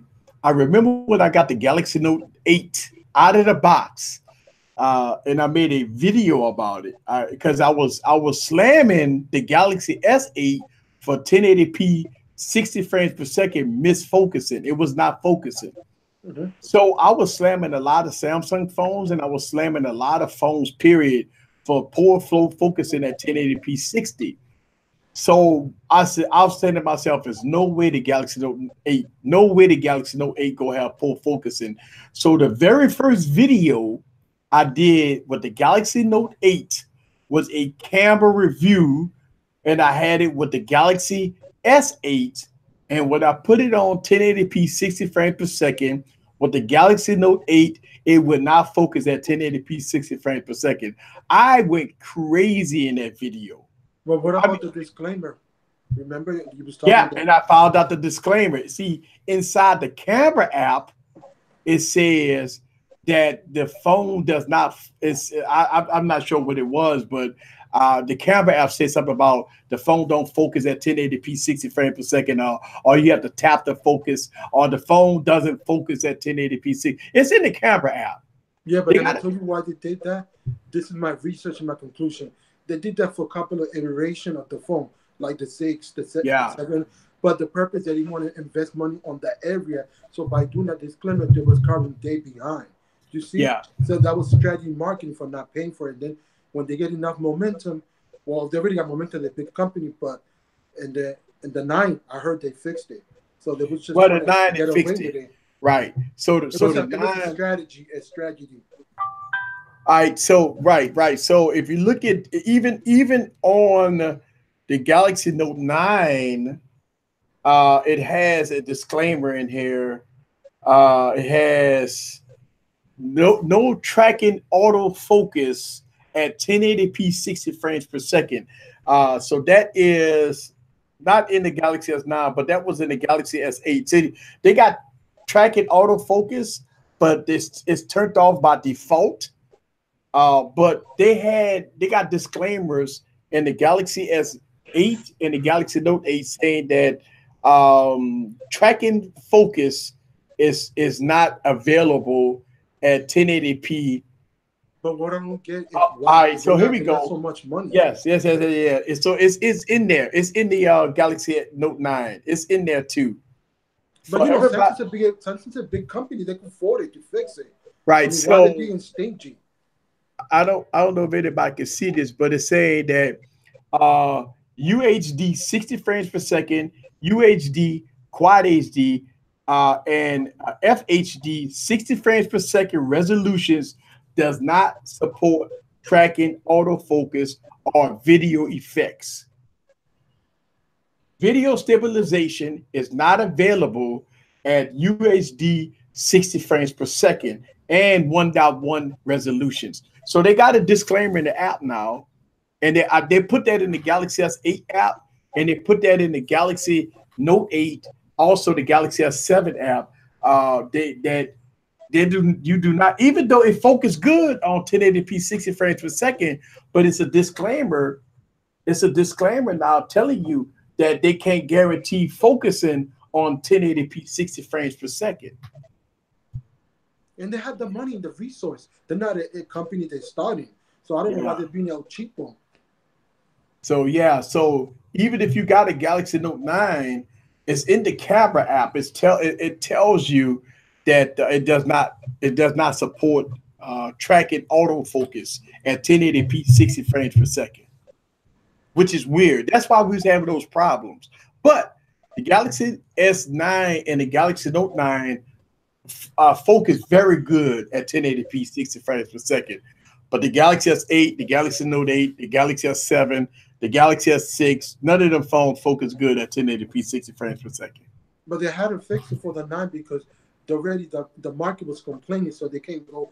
Another phone would be the fourth phone doing that. So yeah, hell, I was making it was so funny. I was making videos about it every rip. Like even the big YouTubers started making comments about, yeah, we've been hearing 1080p 60 frames per second was losing focus. You know, I was like, yeah, because I've been making videos back to back about it. It was weird, man. It's very weird. But I could protest that the Galaxy Note 9 and the Galaxy S9 cameras is a lot better with 1080p 60 frames per second. Yeah, I agree. They didn't have no choice. They had to do that because the market's already we was teaching people about the problem, so they don't want to go and make the same mistake, and people are gonna lash back and be like, "Oh no, I don't want to buy the phone, this and that." You're not making a great product. You get my point. Right. Shout out to Michael. Look, see, the Galaxy Note 9 does not have the problem with focusing, but they still got the disclaimer in the camera app. Just in case. Just in case. They got the disclaimer in the camera app, but it's focused fine. The focusing is great on 1080p 60 frames per second. But I'm going to tell you, you pull out your Galaxy Note 8 and pull out a Galaxy S8 and go to 1080p 60 frames per second, and you get it close to a tree, or you try to get close on the individual or something like that, and that thing will lose focus and it will not recover. And go ahead. It's weird. 2019, people are not doing a lot of upgrades this year. Shout out to Ace for making that S9 Plus video for 2019. You got some of your folks over here, Ace. There you go. Awesome. And I believe that S9 Plus going into 2019, it's a total champion, and it's going to get the One UI. And if you have the S9 Plus, there's no reason in the world you should even dream about upgrading to the S10. It's not an upgrade. But Ace, the S9 Plus is so big, you could get that phone for half the price. The S9 Plus, you can pick that up right now for like $300. $300. Think about that. Yes. Why spend $1,300 on the S10 when you could get an S9 Plus for $300? Oh, definitely. And I mean, the thing is, say somebody like right now has like say they're rocking an S8 and they go and they get an S9 Plus with the One UI. It's not even that. I mean, you got the dual speakers, you got all these things that work just great on it, and I mean, a perfect display, small bezels. So, I mean, it's a good deal. Yeah, think about this, Ace. You think about this. If the Galaxy S10 come out with the 855 and 6 gigs of RAM, it won't be no performance difference right there. Yes, that's right. Right? It won't be, because what's the difference between the 845 and the 855? I mean, very slim performance is that you could. Obviously, you go get a performance peak. That's the reason for the updated chip. But in real world use, I wouldn't see too much difference between the 835 and the 845. But I know if you got an 835 going to the 855, you're going to see a little increase. But coming as good as the 845 processor with 6 gigs of RAM, I don't see no huge performance boost with that phone. Not at all, and especially if somebody really, really does their homework with the Snapdragon 845, and they see what it brings to the table. Because I've said it before, a lot of people, even like with these phones that we use, whenever somebody says the phone's optimized, that's code word for like throttled and just anyway. Long story short, these phones are more powerful than what we even used them for. So, because I remember whenever the 845 came out, you had a lot of people that were saying crazy stuff like, well, you know, the 835 is trash. And it's like, no, it's not. I got the Samsung Galaxy S8 right here, and it runs perfect. Yeah. You know, I mean, I don't know what the hell people think they're doing on their phones. They're not doing nothing. People are doing the same thing that they're looking at Facebook, they're looking at YouTube, they're looking at internet. We're all doing the same stuff. So even if a person had an S8 right now, they would be totally fine for another year. Yeah.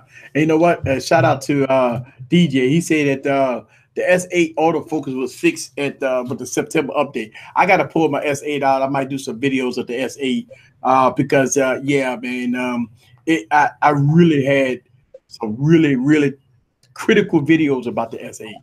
Well, since we're talking about Samsung, I noticed that Samsung trying to make an ecosystem because they got the watch, they got the speaker, so they're trying to become a whole cohesive and be more like Apple, stuff like that. Well, Samsung already had the ecosystem. I mean, with the smart TVs, you could already connect your phone to the smart TV. That's true. Yeah, so they already had that. Not LG with the ThinkUse technology with their TVs, phones, and stuff. Now LG is doing that. I mean, we already knew that Google already have, you know, with Apple and Google. Now, all of them is doing this as far as with the smart speaker and integration with the TV and stuff like that. When I say Google, they go to Pixel. There you go. Pixel going off. But yeah, I mean, you got integration. Now, Samsung to me ecosystem is a whole lot better because you got Samsung smart TV and you got the Samsung phone. You could do the Miracast and all that stuff like that because you're good if you got a Samsung phone and you got a Samsung smart TV. Now, Samsung come out with all kinds of other different things. They got the ecosystem just like Apple. Obviously, if you're in the Apple ecosystem, you know, you go get the Apple speaker and the Apple TV and all the stuff like that. So, I mean, you're right. The ecosystem is great.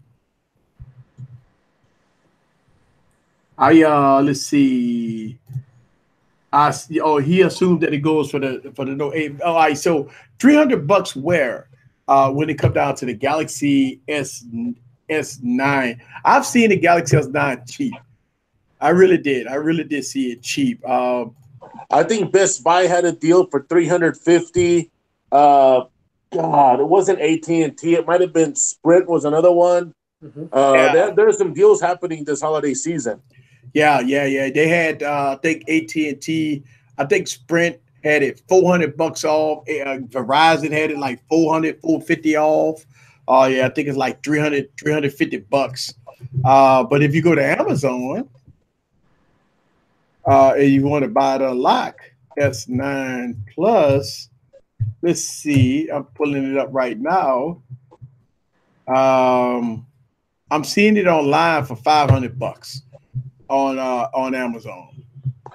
That's a hell of a deal right there. So I mean, brand new for $500 on Amazon. Yeah, that's good. That's a good deal. So I mean, ask yourself this question, right? Say you're just walking into wherever, Amazon, Best Buy, and you can either buy the Pixel 3 for $950 or the S9 Plus for $500. You know, yeah, I would go. You know what you're going to do. Yeah, I would go. Most people are aware of Samsung. They're not aware of the Pixel 3 because I talk to my friends like, "What's that?" You know. So Samsung is more marketable because they already put the name more out there, so people go for that more. In my opinion. Oh, you're right. I'll tell you what. I think it was 3 years ago when the Samsung Galaxy S6 was out. So it released in March of 2000. What was it? 15. I walked into a Best Buy and I upgraded and I went and got an S6 for $1, and all I had to do was stay on Sprint, right? And it was a pretty good deal, but that's how people are getting their phones these days, you know? Yeah. You know, you get good deals, and then here's the thing: you use the cafe method, pay it off. Yeah. You know, the other guy volume is low. John Kennedy said, "Take for your needs. Your volume is low."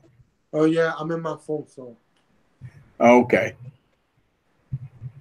Yeah. So at the end of the day, I think once we get, I think people ought to be a little conscientious with their pocketbook going into 2019. Should you buy a $1,300 phone or look at something that costs half the price and perform just as well? Because ain't nothing wrong with these cameras in 2018. So I'm trying to see. Look, they talk about putting 6 and 7 cameras on the back of a phone. Listen, man, that's insane. That's ridiculous. How better can a camera phone get at this point? We got good phone cameras right now. but I can I mean, say something? uh, We don't need all that camera. What we need is to work on image processing, make it well, better. that's what Problems. Google doing. That's Yeah, no, all. I mean, Listen, that yeah, one Google's camera doing when that, you but I'm press. saying, Yeah, that's all Google doing. Is all image processing. When you shoot off a Google phone, that's image processing. That's why they only use one lens. yeah, And see, I'll tell you what, I mean, that's well, I'm in a fortunate situation, but whenever I go somewhere where I know I'm going to be taking a lot of photos, I take my Pixel 3 with me, Yeah, definitely, right, right, you right. know. But I was gonna mention, so when LG sent me this V40, well, number one, I was in shock and I was completely grateful for it, but it has 3 cameras on it, right? Right. And I'm like, holy cow. So anyway, I kind of thought it'd be, I think it's very useful for what it does, Right, and it right. does get some good photos, but it the Yeah, Pixel 3, the man. Pixel. Yeah, I would agree. The Pixel definitely got the best stills. When they come down to stills, I put man that it's DSLR quality, man. I would have to Yeah. take a photo with my DSLR, and I still got to do some editing with it. But shit, coming out the Pixel, man, the still footage. Now, video footage is out the question. Yeah, No, it's no, video. You can't shoot no video on the Pixel, but you can do no, still footage on the Pixel. definitely. And I'm looking at the comments here, like this whole multiple camera setup. Yeah, it's turning into silly business, you know. Yeah. Definitely is, and I guess Samsung, they're coming out with their own version of Night Sight. I forgot what it's called. Yeah, it's called something Night Night night. Vision. That Night I don't know Vision. something. It's something crazy. It's something So we'll see crazy. what happens there. You know, hopefully it can do something. But Google has the upper hand though with their machine learning and all that other stuff. But the thing is, with the Pixel, it takes photos with the Pixel cord that's inside of it. So that's the thing. It's not using the Snapdragon 845 to actually take the photo Right. or to record a video. The Snapdragon 845 is totally capable of doing the 4K, but it's the Pixel core. I don't know what Google's doing. I can't figure it out yet. But see, here's the thing about the P20 Pro, and I get so many comments about this phone, man, and people just confused on why I'm not reviewing this phone. And like I said before, it's a banned device. It's in the United States, it's banned, and so I look at it, and I don't want to get into politics about it, but until I say this in my live streams all the time, until Huawei does something to sweeten up the deal of get a good grace with the United States, then Huawei devices won't be sold in the United States. It don't make no sense for me to review a banned phone. No, it don't. Basically, basically, that's why I didn't get the P20. It does not. It does not make any sense for me to review a phone that's banned in the United States. Um, I agree, but some people think because you're a reviewer, they don't consider what country you are, and they be like, you got to review everything because they are a different part of the world. If you don't live in that part of the world, you can't get the product. So right. therefore, it's not your fault. Right. And look, I'm not knocking. Listen, I'm not knocking the P20 Pro. Since I never reviewed the V20 Pro, I can't give you an opinion about it. So the phones that I review, I say that's the best because I never reviewed the V20. That's the thing. So I say, well, the Google camera is better. I would never review the P20. That's the thing. I would the V20, the V30, the V40, the whatever P device that they come out with from Huawei, I will never review it. So when I say this is the best camera phone, that's because I don't review that phone. So if I don't review the phone, I don't know how good the cameras are. So at the end of the day, I wish that Huawei was in the good grace of the United States. They got to bring the Brinks truck. They got to bring the briefcase of money and take care of Trump. Want to do that, they'll be all right. But since they're not bringing the Brinks truck and they're not bringing Lumas and they're not bringing the briefcase of money, I cannot co-sign on a phone that's banned in the United States. That's what I can't co-sign on a phone that's. And listen, they got executive orders going on right now with Huawei, so they make sure that they don't work in the United States. So I can't review a phone that's banned in the United States. You know what's funny about that, Easy? So you got the United States is mad at China for what they're doing, right? But then look what Facebook went and did. Look what Facebook went and got caught doing. So it's like, the hypocrisy is unbelievable, right, as far as all that goes. And you know what, Ace? I ain't gonna lie to you. I wish that none of this happens, but since it is happening, and I see people saying there's bull crap and all that stuff, with all that said and done, it's still banned. It may be bull crap. It may be they may have not found anything as far as spying and all that stuff. The bottom line is that Huawei didn't bring the briefcase. That's true. Listen, it ain't got nothing to do with Spygate. It ain't got nothing to do with nothing. Huawei didn't bring the briefcase, man. They didn't bring the Brinks truck didn't pull up. The Brinks truck didn't pull up. They banned. Think about it. You got the Brinks truck didn't come. You gone. And that's what it is, man. That's true, man. That's disturbingly true, man. Yeah, that's terrible too. Yeah, it's terrible, but that's where we at right now. That's where we're at. Exactly. That's where we at right now. Ain't nothing I can do about that. Ain't nothing I can do about it. I'm not spending $800 to import no phone that's banned in the United States. I'm not doing that. Oh, I don't blame you at all, man. Yeah. I do not blame you. Yeah, I'm not importing no $800 to $1,000 phones that's banned in the United States. I just won't do it. I'm not. I mean, you think about that. Here's the thing, folks. I don't have a daily driver. I review phones. I could pick any phone I want and put a SIM card in it and roll for the day. So since the phones are not my daily driver, if I'm going to drop $1,000 on the phone, it has to not be banned in the United States. Yup. I mean, that's the whole thing. If I'm going, because I might use the phone for 1 month and put it back in the box, I'm done with it. So if I'm done with the phone after 1 month, then why it is a banned device? Why it didn't? We don't know what the administration gonna do in the next couple of months with Huawei. They pissed off at Huawei. They ain't paid. They did not bring the briefcase. So since Huawei never bought the briefcase, they might get the IBIs blocked by United States carriers. I agree. OnePlus better be careful. They're next. They better pull up with the Brinks truck. Well, they already listen. They already gave the briefcase to T-Mobile. They good. The briefcase has already been in place. Yep. I heard they're doing good on the sales. Oh yeah, they're really good. Oh, I bet they are. Yeah, 300% up.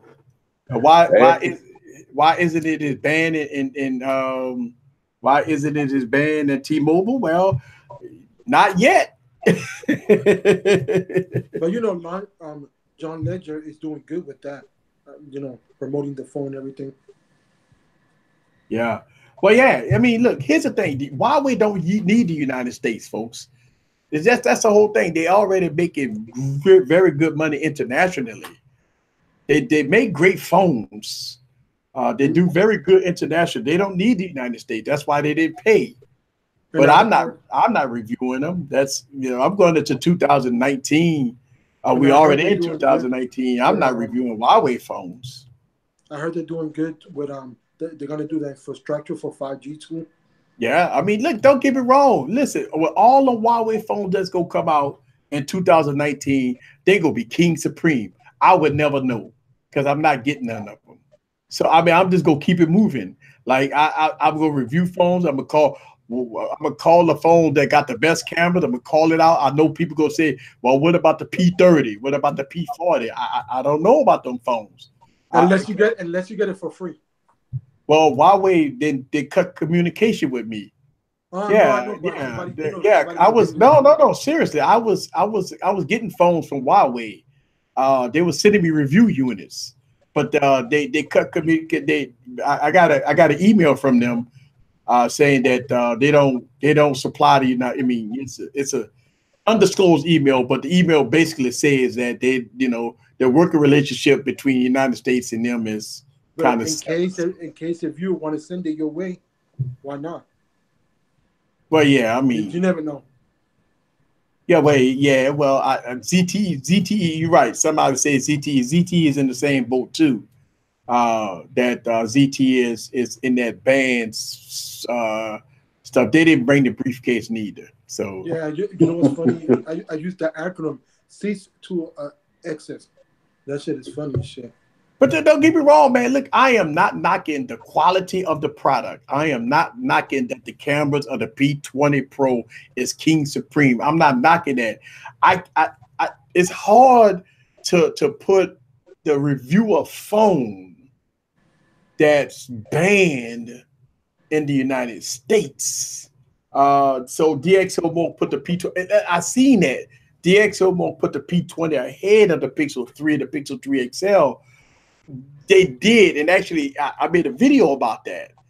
If you saw my video, I talked about DxO Mark with the Pixel 3 scoring a 101 and the P20 scoring a 109. So I made a video about that. But again, it don't matter how good the P20 is if it's banned in the United States. It's irrelevant. It's not a device that I could. It's not a device that I can recommend to my viewers. It's not a device that I will review on this channel and tell anybody on my YouTube channel to buy a Huawei phone because it's a banned product. So if it's a banned product, I have to take responsibility as a YouTuber, as a United States YouTuber, that my viewers may ask, where could I buy this? Give me a link to buy this. I have to bear responsibility that I won't make a video and give people say, listen, you could buy this here, you could buy this here and import it. It's a banned product. So that's why I leave Huawei product alone until they fix their issues with the United States. That's all they got to do. They got to bring the briefcase. Once they bring the briefcase, then I will review their product. Other than that, I won't. So I got a question. 5 years from now, what you think how the industry of mobile phones going to look like?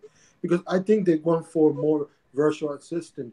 Because I mean, for me, besides foldable display, everything's plateauing. I'm out. Yeah, okay, I'll put a faster motor, a better camera, but that's going to happen every year. That's just right there, common sense. 5 What years else from can you bring to the table? Well, 5 years from now, I'm gonna tell you what we're gonna see in the mobile devices. The laptops, is probably going to go away, and the mobile devices with foldable displays is going to probably take over some portions of the laptop industry. Instead of you having a laptop, then listen, you could do that now with the Galaxy devices. You could plug a HDMI to a TV to a phone, and you got a Bluetooth keyboard and mouse, and you got a desktop experience. So that's already the making. I mean, even Huawei phones could do that. Yeah, but then that's extra feature by having a foldable display. It's all in one, so it's easier to carry around instead of carrying a keyboard and mouse. You get my point?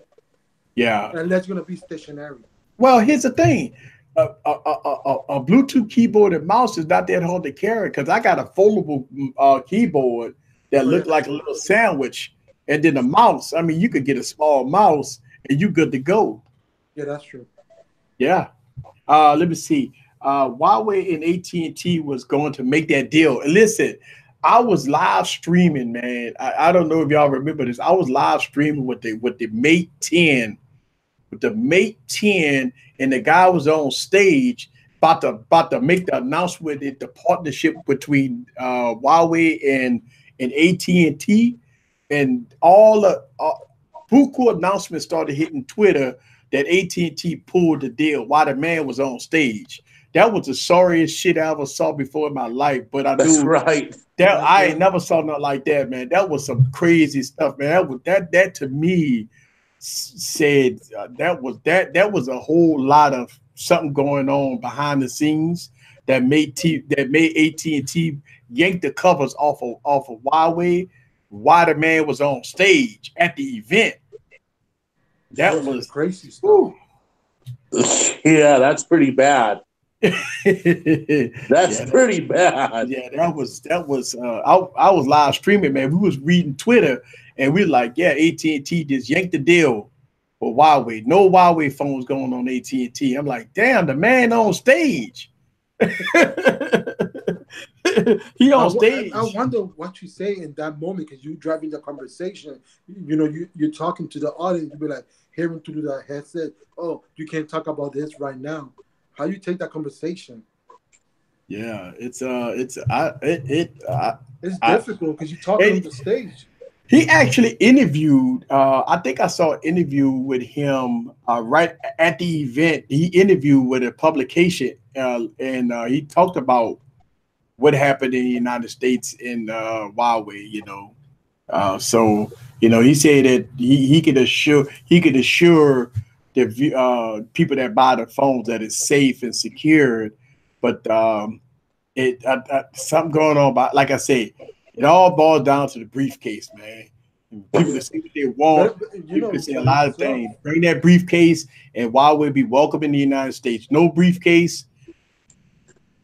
Trump want the wall, man. Trump want the wall, man. Y'all don't understand. You got to bring the briefcase, bro. But Eric, what happened if you was the announcer in that moment? How would you take that?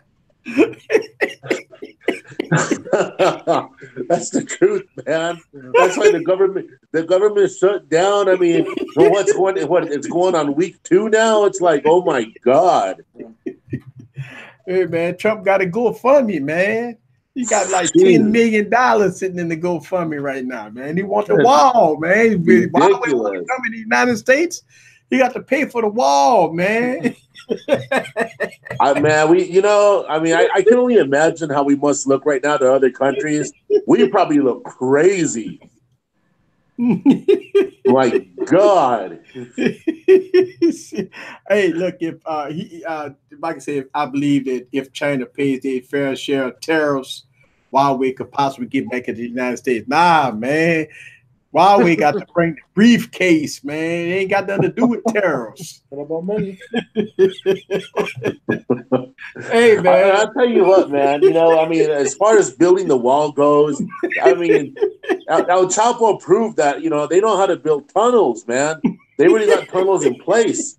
So they're going to have to, they're going to have to bury the wall, 50 or 100 feet down? I mean, come on already, man.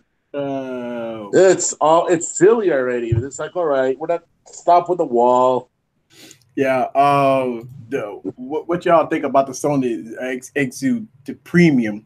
I don't really hear nobody talk about it. Listen, the same thing that I did about the HTC U12 Plus. Like nobody making videos about the U12 Plus, and I'm making videos about the U12 Plus. Now I did not get the XZ2 Premium. I got the XZ Premium. So I didn't get the next. I didn't get the second version of the XZ Premium because this fucking phone was $1,000, man. I mean, God. I mean, Sony phone was expensive, man. That's the reason why I passed on the XZ2 Premium. Because that phone was like, it's a 4K. Yeah. The one I have is 4K. I think the XZ2 is 4K too, but it has an 845. Because I got the one with the 835. So I mean, I got the one with the 835, and the Sony XZ2 has the 845. But that thing was $1,000, man. I passed on it. So yeah, you. I mean, look, man. Like I said, I don't want to get uh into politics on the tech channel, man. I mean, That's fine. I Next subject. yeah, I mean the only thing I can say, the reason why I don't review Huawei phones is because of their ban in the United States now. Once they bring the Brinks truck in the briefcase and they get it the United States good grace, then I will review Huawei phones. It say El Chapo escaped from prison again. No wonder.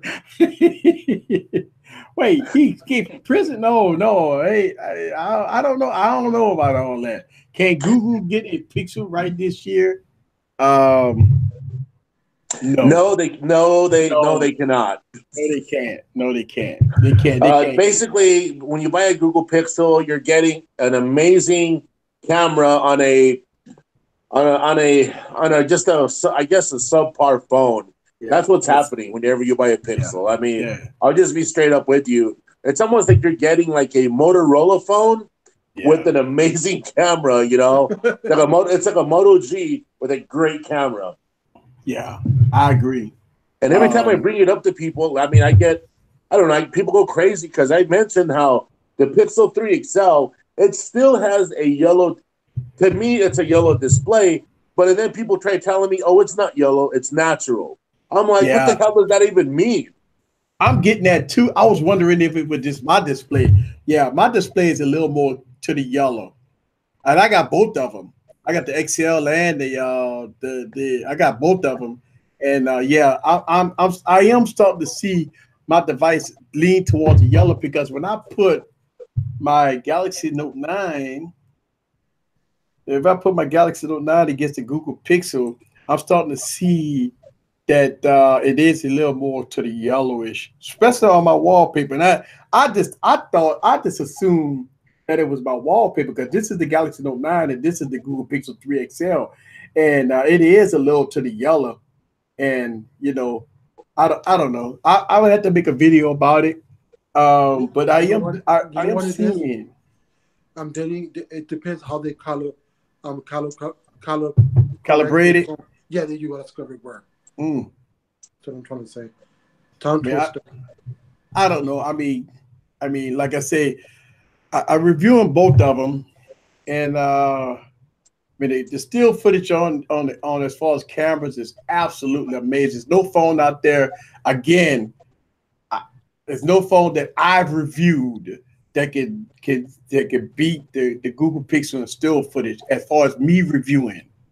Um, but as far as video, that's a different story. Audio, you can't even use the audio on here. Audio is tinny, sounds pretty bad. But as far as still footage, like I say, for me, I did review the P20 again. Huawei phones is banned. For me, this is the best still footage I ever had.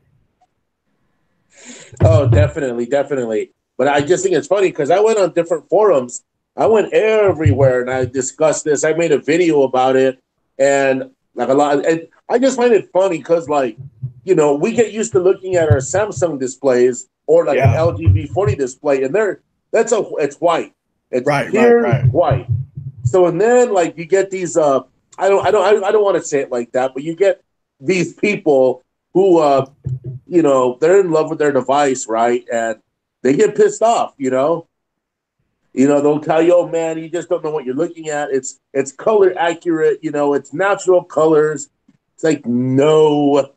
Yeah. Well, They I want mean, they want to hear what they want to hear. yeah. Well, I mean, hey, at the end of the day, I mean, it is what it is. It is what it is. All right, so we right at the top of the hour, gentlemen, and right now it's about 2 a.m. in the morning for me. We gotta get on out of here. Oh yes, 3. Wow. Oh, it's three a.m. in the morning. Yeah, no, yeah, it's time to get on All out here. right. Thanks. It was fun. I enjoyed, and happy New Year to everybody once again. Hey, great to be streaming with you. I can't even talk. I'm so tired. Great to stream with you again, Easy. Hey man, I'm gonna tell you, this is what it's all about. In 2019, I'm gonna be doing a lot of this to have guest people on there to have some fun, man, because it's all about fun. That's what this was about. So I definitely want to say thank y'all guys very much for coming. It's a late night stream. I'm tired. It's time for us to roll on out. Well, you have a good night, all right? All right. And I'll catch you later, man. All right. Peace out, everybody. Peace, everybody.